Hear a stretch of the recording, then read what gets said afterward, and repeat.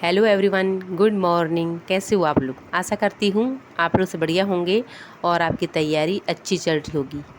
और जिन लोगों का एलटी में सिलेक्शन हो गया है उनके लिए तो बहुत बहुत वो लोग बधाई के पात्र हैं। और जिनका नहीं हुआ है, जो मेरी तरह हैं, तो वो फिर से अपनी तैयारी में जुट जाएं, क्योंकि मैं फिर से अपनी तैयारी में जुट चुकी हूँ। क्योंकि मुझे पता है कि अब अफसोस करने से और कुछ सोचने से कुछ होने वाला नहीं है। क्योंकि चाहे हम इतने आगे तक पहुंच चुके हैं पढ़ाई करते करते, तो आगे कुछ ना कुछ अच्छा ही होगा, ये सोच कर के आगे की तैयारी करते हैं। और आगे जो भी वैकेंसी आती है, लेक्चरर की आती है, केवीएस एनबीएस किसी की भी आती है, तो उसकी तैयारी में जुट गई हूँ मैं। और मैंने तो अपना एनबीएस का और केवीएस और लेक्चरर का, इन सब का सिलेबस अपने पास इकट्ठा कर दिया है, ताकि मुझे पता चले कि कौन सा कॉमन सा है। दूसरा लेक्चर मेरा संस्कृत है, तो उस पर उतना मेरा फोकस करने का मन नहीं कर रहा है, क्योंकि संस्कृत बिल्कुल अलग सा हो गया है, उसका सिलेबस अलग है और हिंदी का अलग है। तो वो देखती हूँ, अगर मुझे अच्छी बुक मिल जाती है, अच्छा कहीं से कंटेंट मिल जाता है, तो तभी मैं लेक्चर संस्कृत की तैयारी करूँगी, मतलब दिल से।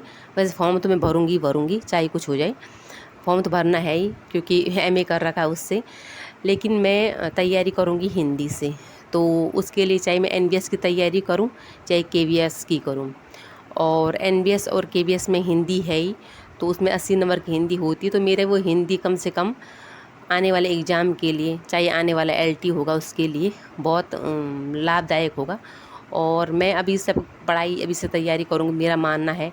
और आप लोग जो भी मेरे व्यूअर हैं जिनका सिलेक्शन नहीं हुआ है, वो अभी से कम 2-2, 3-3, 4-4 घंटे अपनी पढ़ाई को देते रहेंगे, और साथ ही साथ फॉर्म भी भरते ही रहेंगे। तो आने वाले समय में हमें सिलेक्शन लेने से, मतलब मुझे नहीं लगता कि कुछ बड़ी बात होगी।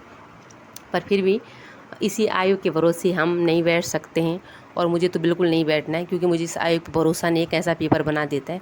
मुझे एनबीएस और केवीएस की तैयारी भी वैसे ही फुल उससे करनी है, कि मतलब कि सिलेक्शन उसमें हो जाए तो बहुत ही बेटर।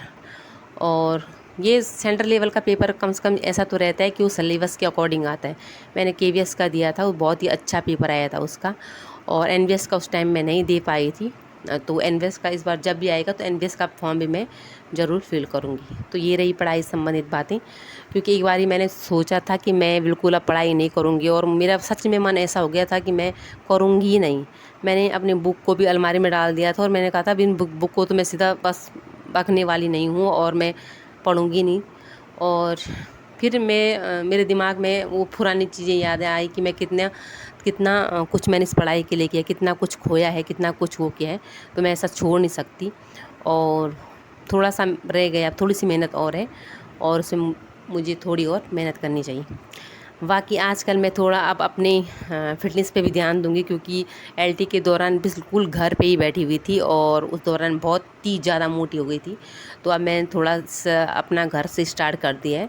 एक रस्सी थी मेरे पास पड़ी हुई, तो उसका अब रस्सी कूद करूँगी, और साथ में अपनी जो है फिटनेस पे भी ध्यान दूंगी।